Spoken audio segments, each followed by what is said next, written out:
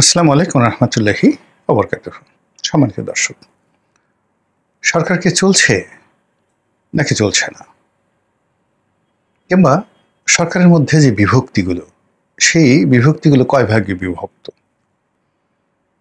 কোথাকার সরকার কোথায় চলছে, নেতৃত্ব কার হাতে, পুরো সরকারের যে একটা চেইন অফ কমান্ড থাকে, সেই চেইন অফ কমান্ড দিয়ে যেভাবে রাষ্ট্র পরিচালিত হয় সেটা কি এখন হচ্ছে? একেবারে ডাইরেক্ট জবাব হলো হচ্ছে না। আপনি যদি ঢাকা শহর ধরেন, এখানে দুটো সিটি কর্পোরেশন স্থানীয় সরকারের নেতৃত্ব দিচ্ছে। এখানে ওয়াসা, ফায়ার ব্রিগেড, এরপরে স্বাস্থ্য বিভাগ, বিদ্যুৎ বিভাগ এবং সবকিছুর ঊর্ধ্বে সচিবালয় এবং অন্যান্য হাজার হাজার অফিস রয়েছে, সরকারি অফিস। সব জায়গায় গিয়ে দেখেন কি একটা ঢিলেঢালা ভাব। কোনো একটা অফিসের যে ইন্সপেক্টর, সেই ইন্সপেক্টর তার এসপির কথা লেভেলে যারা আছেন শুনছেন না। একজন সহকারী কমিশনার, সেটা সিভিল সার্ভিসে ধরেন উপজেলা ভূমি অফিসে যে থাকে, তো ডিসির কথা তিনি মান্যগণ্য করছেন না এই মুহূর্তে। এটি রিয়ালিটি। মানে ডিসি সাহেব বলতে পারবেন না যে তার কমান্ডে পুরো ডিস্ট্রিক্ট চলছে। আবার ডিসি সাহেব তিনি তার কমিশনারের কথা শুনবেন, বিভাগীয় কমিশনারের কথা শুনবেন, নাকি তার মন্ত্রণালয়ের সংস্থাপন মন্ত্রণালয়ের যিনি সচিব তার কথা শুনবেন, ক্যাবিনেট ডিভিশনের কথা শুনবেন, না ওখানকার বিএনপির যে নেতা রয়েছেন, জেলার যিনি প্রধান ব্যক্তি, জেলা বিএনপির সভাপতি, সেক্রেটারি যার মার্শাল পাওয়ার রয়েছে, তার কথা শুনছেন, নাকি ওখানে সম্ভাব্য যে আগামীতে মন্ত্রী হবে বা এমপি হবে তার কথা শুনছেন? খোঁজ নিয়ে দেখেন, বাংলাদেশের 64 জেলাতে 64 রকম চিত্র। এর ফলে জনদুর্ভোগ চরমে, জনসেবা শূন্যতে নেমেছে এবং মানুষের মধ্যে যে রাষ্ট্র সম্পর্কে একটা বিশ্বাস থাকে, সেই বিশ্বাসের জায়গাটা রীতিমতো ধস নেমেছে। এই গেল এক। 2 নম্বর হলো যে সরকারের যে রাজনৈতিক উইং থাকে, মানে রাজনৈতিক শাখা প্রশাখা থাকে এবং যে সরকারের মধ্যে রাজনীতি থাকে, সেই জায়গাটিতে এখন বলতে গেলে মারাত্মক বিপর্যয় দেখা দিয়েছে। রাজনীতির যে কানেক্টিভিটি, এখানে রাষ্ট্রপতির অফিস, প্রধান উপদেষ্টার অফিস বা প্রধানমন্ত্রীর অফিস, এই দুটো অফিসের সঙ্গে যে সম্পৃক্ততা, তার সঙ্গে আবার ব্যালেন্স তৈরি করে পার্লামেন্ট এবং যে সকল স্বাধীন সংস্থা রয়েছে, যেমন দুর্নীতি দমন কমিশন রয়েছে, তারপরে অডিট অ্যান্ড অ্যাকাউন্টস ডিপার্টমেন্ট রয়েছে, এই সব জায়গাতেই পুরো সংযোগটা এখন বলতে গেলে বন্ধ। বাংলাদেশ ব্যাংকের সঙ্গে অর্থ মন্ত্রণালয়ের সম্পর্ক এবং সেই বাংলাদেশ ব্যাংকের সাথে ব্যাংকগুলোর সম্পর্ক, এখানে কোনো কিছু ফাংশন করছে না। বাংলাদেশ ব্যাংকের গভর্নর তার মতো করে সিদ্ধান্ত নিচ্ছেন, ব্যাংকগুলো তাদের মতো করে সিদ্ধান্ত নিচ্ছে, মন্ত্রণালয় তাদের মতো করে সিদ্ধান্ত নিচ্ছে। আবার মন্ত্রণালয়ের সঙ্গে রাজস্ব আরোহণকারী যে প্রতিষ্ঠান, জাতীয় রাজস্ব বোর্ড, বলতে গেলে এখন ইতিহাসের সবচেয়ে খারাপ সময় এই সম্পর্কটা রয়েছে। জাতীয় রাজস্ব বোর্ড কাজ করছে না, সেক্রেটারিয়েটও কাজ করছে না, মন্ত্রণালয় কাজ করছে না। আবার জাতীয় রাজস্ব বোর্ডের সাথে সম্পৃক্ত যে সকল শুল্ক স্টেশনগুলো রয়েছে, Chittagong custom house, Benapole custom house, যেখান থেকে প্রচুর রেভিনিউ আসে, গিয়ে দেখুন কাজকর্ম নেই, ঢিলা ঢালা একটা ভাব। একেবারে না করলে যেটা নয়, যেখানে মাল আছে, টাকা আছে, কড়ি আছে, তো সেখানে কিছু কাজকর্ম হচ্ছে, আর বাকি সব জায়গাতেই ঢিলা।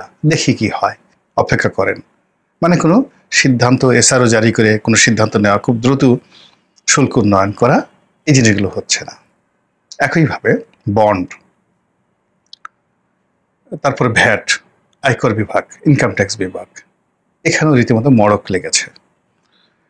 গত 1 বছরের যে পুরনো সমস্যাগুলো, যেগুলো হয়তো 1 মাসের মধ্যে সমাধান হয়ে যেত, একটা সমস্যার সমাধান হয়নি।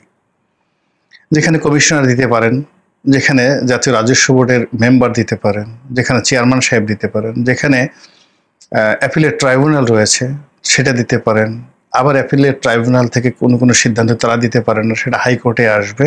গত 10 মাসে একটা সিঙ্গেল সিদ্ধান্ত হয়নি।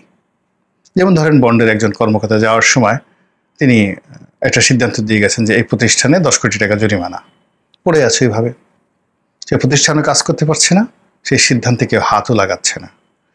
ধরেন অ্যাফিলিয়েট ডিভিশনে একটা সিদ্ধান্ত কয়েকবার দেখানো যে ছাগল মতিউর থেকে ওটার চেয়ারম্যান ছিল, তো সেই ছাগল মতিউর যেটা ট্রাইব্যুনাল ছিল জাতীয় রাজস্ব বোর্ডের, যেখানে ভ্যাট, তারপর শেষে কর, কাস্টমস, এই সিদ্ধান্তগুলো সেখানে সর্বোচ্চ আপিল আদালত এবং ওখান থেকে পরে হাইকোর্টে আসে।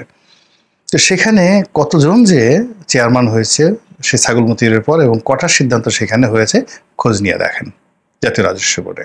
এবং ওখান থেকে যে সকল সিদ্ধান্ত হাইকোর্টে এসেছে, একটা সিদ্ধান্ত হাইকোর্টে শুনানি পর্যন্ত হয়নি এখন পর্যন্ত, অথচ এটা 15 দিনের মধ্যে শোনানো হতো। তো কোর্ট কাছারিতে কি অবস্থা, লিস্টই আনা যাচ্ছে না, এই কাজগুলো হচ্ছে সেখানে। তো গেল হাইকোর্ট। তো এই অবস্থাতে সরকারের যে সকল উপদেষ্টা রয়েছেন তারা সবাই শুধু মিডিয়ার সামনে এসে কথা বলছেন, কিন্তু আসিফ নজরুল সাহেব, রেজওয়ানা, কিংবা ধরেন যোগাযোগ যারা রয়েছেন বা বন্দর যার অধীনে যারা মিডিয়াতে এসে কথাবার্তা বলেন নিয়মিত, ফয়জুল করিম সাহেব হলো যোগাযোগ মন্ত্রণালয়ের, আর ব্রিগেডিয়ার সাখাওয়াত নৌ পরিবহন মন্ত্রণালয়ের। তো আর সালেহ সাহেব হলো যাকে বলা হয় অর্থ মন্ত্রণালয়। ওনারা রেগুলার মানে নিয়মিত প্রেসের সামনে আসতেন, কিন্তু গত 1 মাসের প্রায় 1.5 মাসের অধিক সময় ধরে তারা খুব নেহায় দায় না পড়লে মিডিয়ার সামনে আসছেন না। এবং এর মধ্যে অনেকগুলো ঘটনা ঘটেছে। রেজওয়ানার উনি গিয়ে বেশ কয়েকবার ওই নলিতা বাড়ি, টাঙ্গাইলের বোধহয় টাঙ্গাইল বা শেরপুরের নলিতা বাড়ির দিকে তিনি একবার ঘেরাওয়ের শিকার হলেন এবং তার গাড়ি ঘেরাও করলো এবং সেখানে খুব বিশ্রী একটা অবস্থা তৈরি হয়েছে। এরপর তিনি সিলেটে গেলেন, সিলেটের যে ভোলাগঞ্জ, তো সেই ভোলাগঞ্জে তিনি এবং তার সঙ্গে ছিলেন যোগাযোগ উপদেষ্টা ফয়জুল করিম, তারা দুজনই সেখানে ঘেরাওয়ের শিকার হলেন। আর তিনি যদি এই মুহূর্তে কক্সবাজারে যান, উখিয়া যান কিংবা সেন্ট মার্টিন যান, কি যে হবে আল্লাহ জানে আর কি, এগুলো অবস্থা। তো আসিফ মোহাম্মদ সজীব ভুঁইয়ার এবং ডক্টর আসিফ নজরুল তারা বেশ একটা প্রীতি ফুটবল ম্যাচ খেললেন হাফ প্যান্ট পরে, এবং এটা এখন গুরুত্বপূর্ণ ভাইরাল দৃশ্য। ডক্টর মোহাম্মদ ইউনূস কাজকর্ম বাদ দিয়ে তিনি লন্ডনে গেলেন রাজার কাছ থেকে পুরস্কার আনার জন্য, এটাই এখন খবর। তিনি বাংলাদেশে কোনো গুরুত্বপূর্ণ সিদ্ধান্ত নিয়েছেন, পরিবর্তন করেছেন, ভালো কিছু করেছেন, মন্দ কিছু করেছেন, কিছুই না, তিনি পুরস্কার শুধু নিয়েই যাচ্ছেন। বক্তৃতা শুধু তিনি সেখানে চাতাম হাউজে বক্তব্য দিলেন, লন্ডনে গিয়ে ইম্পেরিয়াল হোটেলে ছিলেন, সেখানে গিয়ে সেই জাপানের যারা তাকে আমন্ত্রণ করেছিল সেখানে নিক্কি গ্রুপ বোধ হয়, তো তারা যে তাদের যারা পত্রিকা আছে সেই পত্রিকায় তিনি সাক্ষাৎকার দিলেন। টোকিও টিভির সঙ্গে ওদের সাক্ষাৎকার দিয়েছেন কিনা জানি না। ওখানে আমরা যখন গেছিলাম রাষ্ট্রীয় অতিথি হিসাবে, আমাদের এরকম নিপ্পন টিভি, তারপর শেষে টোকিও টিভি, এরপরে ওখানে আরও কয়েকটি পত্রিকা আছে, এরা এই বাংলাদেশে গেলে সাক্ষাৎকার নিতে আসে। আমি ক্ষুদ্র মানুষ, আমারও সাক্ষাৎকার নিয়েছে সেখানে, তো ওনারও নিয়েছে, সেই সাক্ষাৎগুলো সেখানে নিয়েছেন। আমেরিকাতে গেলে ভয় যাবে আমেরিকা বাংলা বিভাগ একটা সাক্ষাৎকার নেয়, আমারও নিয়েছে, ওনারও হয়তো আমেরিকা গেলে নিবে। ইংল্যান্ডে গেলে বিবিসি একটা সাক্ষাৎকার নেয়, এটা স্বাভাবিক। আর অন্যান্য ছোট ছোট ইউটিউবার এখন তো বলতে গেলে হয়ে গেছে। তো সেই কাজগুলো লাইমলাইটে আসছে। উনি রাজার ওখানে গিয়ে এলেন, কি খেলেন কি খেলেন না, কিভাবে দাঁড়ালেন, কিভাবে হ্যান্ডশেক করলেন, ইত্যাদি নিয়ে মানুষ ট্রল করছে, কিন্তু দেশের কি উপকার হলো সেগুলো নিয়ে কোনো কথাবার্তা হচ্ছে না। তিনি হোটেলে তার রুম ভাড়া কত, কতদিন থাকলেন, তারপর শেষে টোটাল বিল কত দিলেন, তার রুমের ভাড়া কত দিলেন, হোটেলের মেনুতে কী ছিল, ব্রেকফাস্টে কী ছিল, সেখানে সব কিছু মানে আলোচনা সমালোচনার পাশাপাশি বেশি আলোচিত হচ্ছে তারেক রহমান সাহেবের সাথে বৈঠকে তিনি কি করলেন, কিভাবে হাত ধরলেন, কিভাবে হাত ঝাঁকালেন, তারপর সে কিভাবে হাসলেন, ইত্যাদি ইত্যাদি নিয়ে। মানে এগুলো সব খাজুরি আলাপ। তো যখন মূল আলাপ না থাকে তখন খাজুরি আলাপ হয়, যখন কোনো কাজ না থাকে তখন কি করেন, নেই কাজ তো খই ভাস। তো বাংলাদেশের সরকারের একজন প্রধানমন্ত্রীর অফিস, প্রধান উপদেষ্টার অফিস এতটা ব্যস্ত সেখানে আসলে সকাল থেকে রাত্রি পর্যন্ত যদি কেউ কাজ করে, এখন যে প্রোটোকল রয়েছে তার তো 18 ঘন্টা পরিশ্রম করে তো তিনি ফাইল সরাতে পারবেন না। তার মুখ্য সচিব, প্রধানমন্ত্রীর মুখ্য সচিব, আমরা তো এই রাষ্ট্রের পরিচালনার সঙ্গে সরাসরি 5টি বছর জড়িত ছিলাম। আজ ফজল কবির সাহেব যে মন্ত্রণালয় দেখেছেন, এই মন্ত্রণালয়ের সংসদীয় কমিটির সদস্য হিসেবে আমি পার্লামেন্টারি কমিটির একজন সদস্য হিসেবে তো আমার মাথায় এক বস্তা ফাইল সবসময় থাকতো। এরপরে পার্লামেন্টারি প্রসিডিওর, নির্বাচনী এলাকায় আমার জেলার বৈঠক, সেখানে আইনশৃঙ্খলা কমিটি থেকে শুরু করে অন্যান্য যে কমিটিগুলো রয়েছে জেলাতে, উপজেলাতে কমিটির আমি প্রধান উপদেষ্টা। আমি সেই কাজ করে আমার ব্যবসা নির্ভর করার পর তারপরে লোকজনের যে সাক্ষাৎকার, প্রতিদিন এলাকাতে তো কমপক্ষে 2000 লোকের সঙ্গে আমার কথা বলতে হতো সকাল থেকে রাতে 2টো পর্যন্ত। তো সেখানে যমুনার সামনে ফাঁকা কোনো লোক নেই, কি কাজ হচ্ছে বলেন তো? একজন সংসদ সদস্য তিনি যদি 2000 লোকের সঙ্গে দৈনিক তার নির্বাচনী এলাকায় দেখা করেন, অন্তত পক্ষে 200 দরখাস্ত আসে, আরো বেশি 200 দরখাস্ত আসে, সুপারিশ করা গেল। অন্তত পক্ষে 200 টেলিফোন করতে হয়, টিএনও সাহেব, ওসি সাহেব, ডিসি সাহেব এই কাজটা করে দেন, সচিবালয়ের তদবির থাকে। এই যে কাজগুলো, this the part of the politics, this the part of the যাকে বলা হয় government, this the part of the state. এইভাবে 300টা অ্যাঙ্গেল থেকে কাজ হয়। সেই 300 অ্যাঙ্গেলের কাজগুলো মন্ত্রণালয়ে এসে মন্ত্রীর উপর চাপ সৃষ্টি করে, মন্ত্রীর ঘুম হারাম হয়ে যায়। আচ্ছা, এরপরে মন্ত্রীর যন্ত্রণায় সচিব, অন্ততপক্ষে সচিব, এডিশনাল সচিব এবং 2-3 জন জয়েন্ট সেক্রেটারি, এদের তো কাপড় চোপড় ঠিক থাকে না। এই এমপি সাহেব আসতেছে একটা বিষয় নিয়ে, মন্ত্রী ডাকতেছে, আবার এমপি সাহেব গিয়ে সেখানে গিয়ে সচিবের সাথে গিয়ে ঝগড়া করতেছে, বন্ধুত্ব করতেছে, চা খাচ্ছে, গল্প করছে।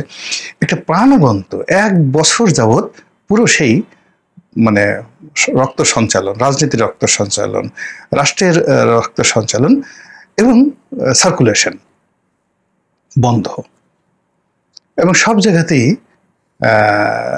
স্টপ হয়ে আছে সবকিছু। এখন যে যার মতো করে আপনি এই রাষ্ট্র কি চলছে? এরশাদ সাহেব চালাচ্ছেন দক্ষিণ সিটি কর্পোরেশন।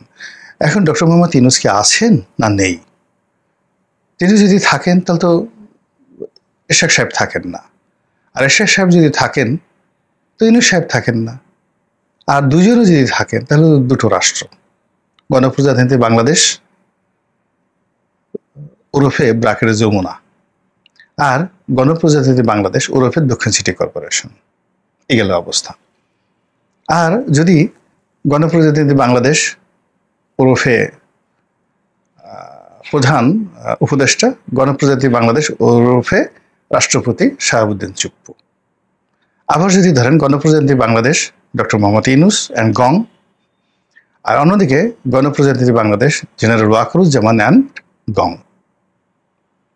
আবার যদি আপনি ধরেন গণপ্রজাতন্ত্রী বাংলাদেশ ডক্টর মোহাম্মদ ইউনূস ভার্সেস গণপ্রজাতন্ত্রী বাংলাদেশ পিনাকি চক্রবর্তী, অস্বীকার করতে পারবেন? তার কথায় সরকারের সবকিছু উল্টোপাল্টা হয়ে যাচ্ছে না? এই তো অবস্থা। তো সেই অবস্থাতে রাষ্ট্র কি চলছে? সরকার কি চলছে? বা যেভাবে চলছে সেভাবে কতদিন চলবে? আর এটা কি আমাদের জন্য দীর্ঘমেয়াদে আমরা কি এই ভার, এই দায় বহন করতে পারব? জাস্ট 10 মাসের মধ্যে জিডিপি অর্ধেকে নেমে এসেছে। সেই অর্ধেক জিডিপি আমরা কি সেটা বহন করতে পারবো?